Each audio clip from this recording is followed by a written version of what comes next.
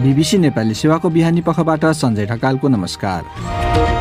आजको कार्यक्रममा जनताको जलविद्युत कार्यक्रम मार्फत 2 वर्षमा जम्मा 3वटा आयोजना मात्र कार्यान्वयनमा, 3टा आयोजनामा अहिलेसम्म चाहिँ 1.8 अरब रुपियाँ करिब उठाइसकिएको अवस्था छ।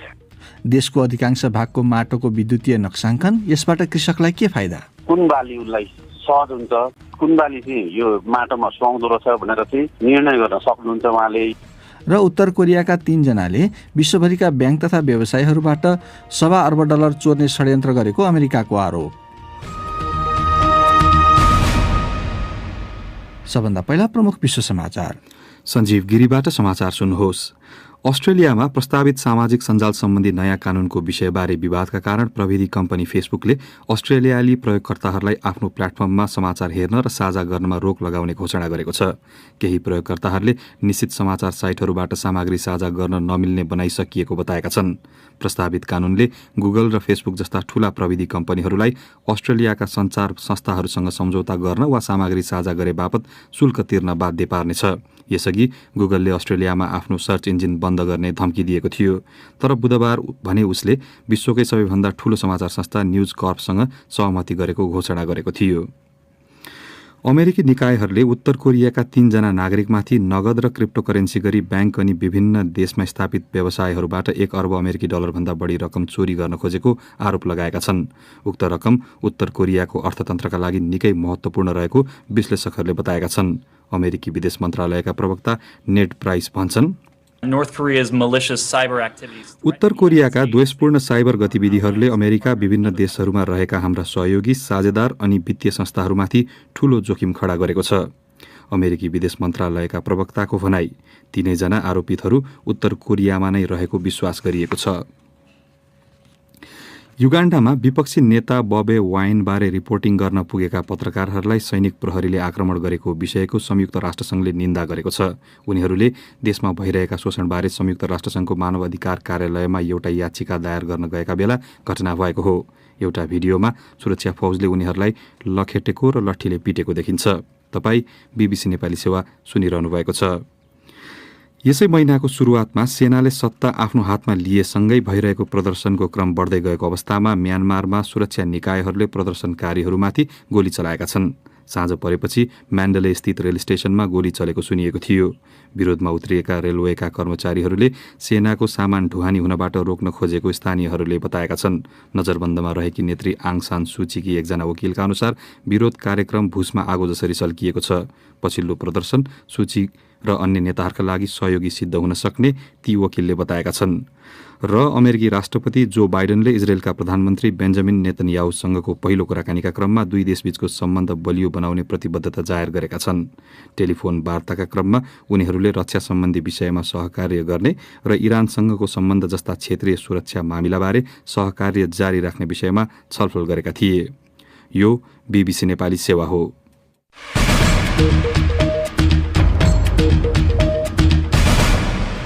बिहानी पखमा यहाँलाई स्वागत छ। जनताको जलविद्युत आयोजना कार्यक्रम अन्तर्गत नेपाली नागरिकको लगानीमा 21वटा जलविद्युत आयोजना मार्फत 3500 मेगावाट बिजुली निकाल्ने सरकारी योजना सुरु भएको 2 वर्षमा जम्मा 3वटा आयोजना मात्रै कार्यान्वयनमा आएको अधिकारीहरूले बताएका छन्। हरेक आयोजनामा 49% लगानी नेपाली नागरिकहरूको हुने र एकजनाले 10,000 देखि 10 लाखसम्मको सेयर किन्न सक्ने गरी सरकारले कार्यक्रम घोषणा गरेको थियो। सुनौ नेत्र केसीको रिपोर्ट।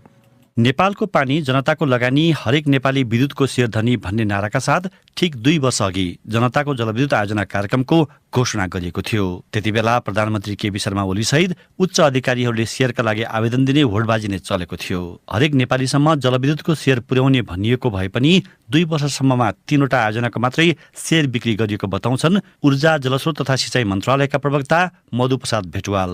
1,79,15,567 किता सेयर हामीले वितरण गरेका छौँ। त्यो चाहिँ त्रिशुली त्रिवी जलविद्युत आयोजना एउटा, अर्को स्याङ्गेन जलविद्युत आयोजना र अर्को 111 मेगावाटको रसुवागढी जलविद्युत आयोजना गरेर हो। 3टा आयोजनामा अहिलेसम्म चाहिँ 1.8 अरब रुपियाँ करिब प्रतिकिता सहयोगको दरले चाहिँ उठाइसकिएको अवस्था छ। सुरुमा प्रतिबद्धताको रूपमा 10% लगानी लिने र आयोजना 50% सम्पन्न भएपछि बाँकी रकम लिने गरी सेयर बाँडिएको छ। अन्य आयोजना अगाडि बढाउन कोरोना भाइरस संक्रमणका कारण प्रभाव परेको अधिकारीहरू बताउँछन्। 4वटा आयोजनाको सेयर वितरण 1 वर्षभित्रै गर्ने गरी काम भइरहेको प्रवक्ता भेटुवालले बताए। अध्ययन नै कम्प्लिट नभइकन सबैको भन्न त सक्दैनौँ। अब भेरी बबै निर्माण भइरहेछ। अरूको पनि तयारीका चिजहरू क्रमशः सकिसक्यो। अब खालि वित्तीय व्यवस्थापन गर्ने कुराहरू तामाकोशी 5, घुन्सा, सिम्बुवा र भेरी यी 4वटा प्रोजेक्टको चाहिँ अब 1 वर्षभित्र म आशावादी छु कि हामीले सेयर डिस्कसन गर्न सक्छौँ र प्रोजेक्ट पनि निर्माणमा जान सक्छ। कतिपयले चाहिँ मन्त्री परिवर्तनसँगै हुने नीतिगत परिवर्तनको मारमा यो कार्यक्रम पनि परेको हो कि भनेर आशंका व्यक्त गरेका छन्। तर ऊर्जा सचिव दिनेश कुमार घिमिरे भन्छन्, प्रोजेक्टहरू पाइपलाइन त्यसको स्टडीहरू अघि बढ्दै जाँदा र त्यो क्राइटेरिया मिट गर्ने बित्तिकै हामी त्यसलाई त्यो प्रक्रियामा ल्याइहाल्छौँ। यसमा हाम्रो प्राथमिकता कम भएको अथवा त्यो ओझेल नपरेको भन्ने कुरा होइन, हामी त्यसमा प्रतिबद्ध नै छौँ। लगानीका लागि खुला गरिएका आयोजनामा 725 मेगावाटको अपर अरुण, 482 मेगावाटको किमाथाङका अरुण, 492 मेगावाटको फोकोट कर्णाली, 372 मेगावाटको अरुण 4 लगायतका ठूला आयोजना पनि रहेका छन्। नेत्र केसी, BBC, काठमाडौँ। राष्ट्रिय कृषि अनुसन्धान परिषद नार्कले हालै देशका विभिन्न भागको माटोको गुणस्तर थाहा पाउन सकिने विद्युतीय नक्साङ्कन तयार पारिएको जनाएको छ। 4 वर्ष लगाएर हिमाली जिल्ला बाहेकको क्षेत्रमा गरिएको अध्ययनका आधारमा यस्तो नक्साङ्कन गरिएको बताइएको छ। हामीले नार्कको राष्ट्रिय माटो विज्ञान अनुसन्धान केन्द्रका वरिष्ठ माटो वैज्ञानिक डाक्टर श्रीप्रसाद विष्टलाई सम्पर्क गरी यो नक्साङ्कनबाट आम कृषकलाई हुने लाभ के हो त भनेर सोधेका थियौँ।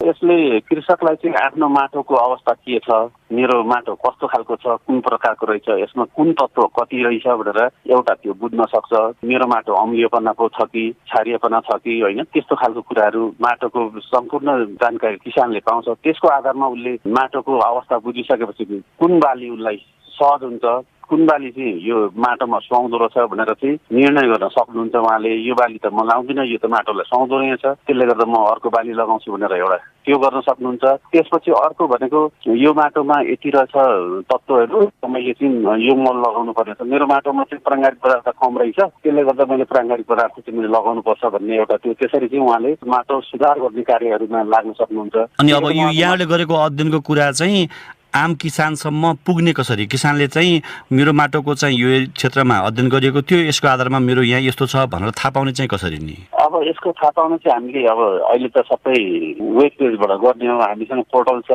soil.narc.gov.np। यसमा थिचिसकेपछि माटो विज्ञान अनुसन्धान केन्द्र भनेर आउँछ, त्यसपछि नार्कको वेबसाइट आउँछ, त्यसमा माटोको नक्सा सोइल म्याप भन्ने आउँछ, त्यहाँ क्लिक गरेपछि त्यसपछि माटोको नक्सा कस्तो रहेछ भनेर आउने भयो। त्यो चाहिँ अब पढे लेखेकाहरूका लागि भयो। तर हामी कहाँ त धेरै कृषकहरू यो अङ्ग्रेजी जान्ने कुरादेखि र यस्ता पहुँचभन्दा बाहिर छन्, त्यसका लागि चाहिँ के गर्ने भन्ने पनि सोचिएको छ कि के छ?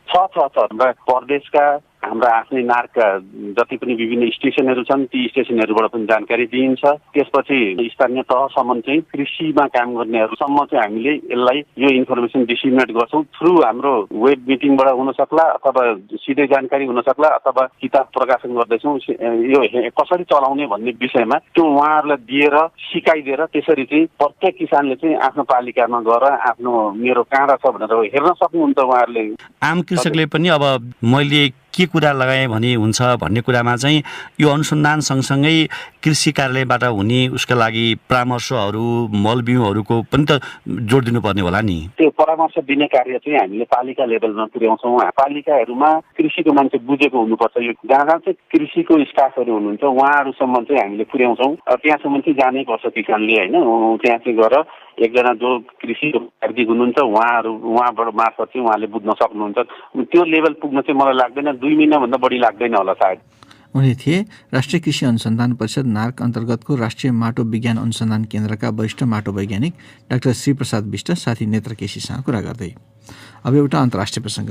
अमेरिकाले उत्तर कोरियाका 3 जना नागरिकमाथि विश्वभरका ब्याङ्क तथा व्यवसायहरूबाट 1.25 अर्ब अमेरिकी डलरभन्दा बढी रकम चोरी गर्न खोजेको अभियोग लगाएको छ।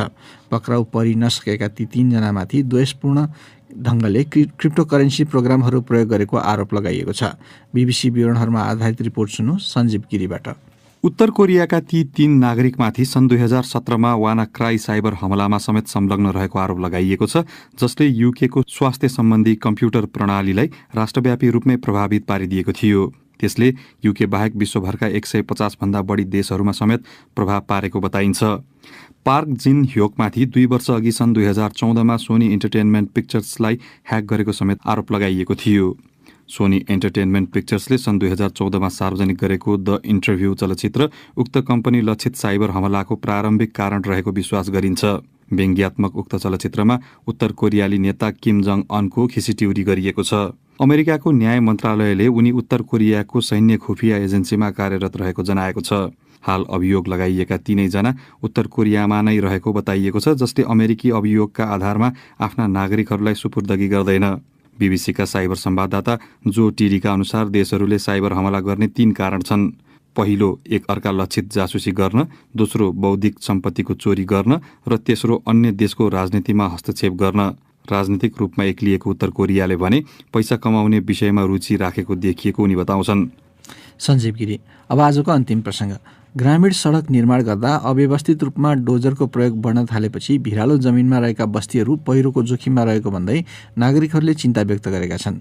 अनिवार्य रूपमा वातावरणीय प्रभाव मूल्याङ्कन गरेर ग्रामीण सडक निर्माण गर्नुपर्ने भए पनि त्यसको कार्यान्वयन हुन नसकेको सङ्घीय मामिला तथा स्थानीय विकास मन्त्रालयले जनाएको छ। सुनौ जुम्लाबाट कृष्णमाया उपाध्यायको रिपोर्ट। जथाभावी रूपमा डोजरको प्रयोग गरेर सडक निर्माण गरेको हुनाले वर्षातको समयमा घरभित्रै पानीका भलहरू पस्ने र जमिन भासिने क्रम बढ्दै गएको स्थानीय बासिन्दाहरूले बताएका छन्, जसका कारण ठूलो पानी परेको समयमा घरभित्र राम्रोसँग निदाउन पनि गाह्रो हुने गरेको बताउँछिन् जुम्लाकी एकजना स्थानीय बासिन्दा मनिषा शाही। सडक मुनि रहेका बस्तीहरूमा धेरै ठूलो समस्या हुन्छ। वर्षातको समयमा त झन् धेरै पानी परेको हुन्छ। ठूलो ढुङ्गाहरू खस्दा पनि रात निदै लाग्दैन। हिमाली तथा उच्च पहाडी भागमा रहेका बस्तीहरू भासिँदै जाँदा हरेक वर्ष नागरिकहरूले पहिरो तथा बाढीले बगाएर अकालमा ज्यान गुमाउनु पर्ने बाध्यता रहँदै आएको बताउँछन् कालीकोटको पचाल झरना गाउँपालिकाका अर्का स्थानीय बासिन्दा विष्णु प्रसाद नेउपाने। एकदमै भिरालो जमिन छ, जताततै चट्टानहरू भएको भूभागमा ठाउँ ठाउँमा डोजरहरूले सडक खन्दाखेरि बस्तीहरू एकदमै जोखिममा छन्। समयमा वातावरण संरक्षण सम्बन्धी ध्यान दिन आवश्यक रहेको विज्ञहरूले बताएका छन्। वातावरण संरक्षणको क्षेत्रमा लामो समयदेखि काम गर्दै आएका एकजना वातावरण विज्ञ भोला ढकाल। ग्रेडिङहरू मिलाइएको छैन। यहाँनिरका बस्तीहरू कति जोखिममा पर्छन्।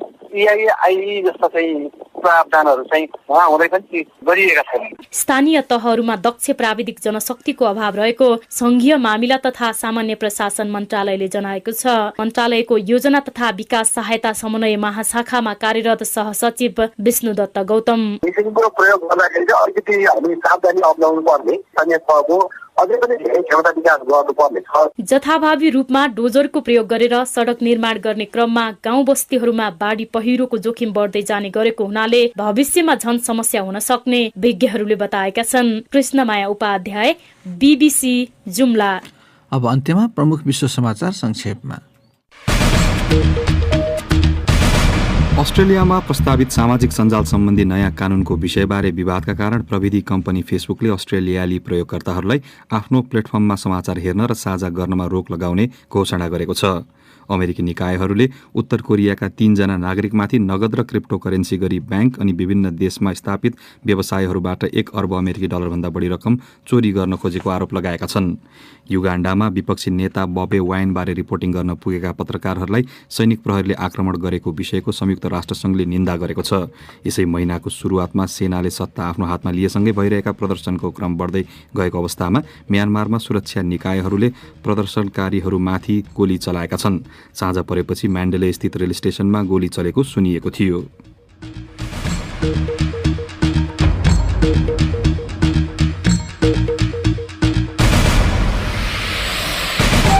यसका साथै BBC नेपाली सेवाको बिहानी पख यहीँ समाप्त हुन्छ।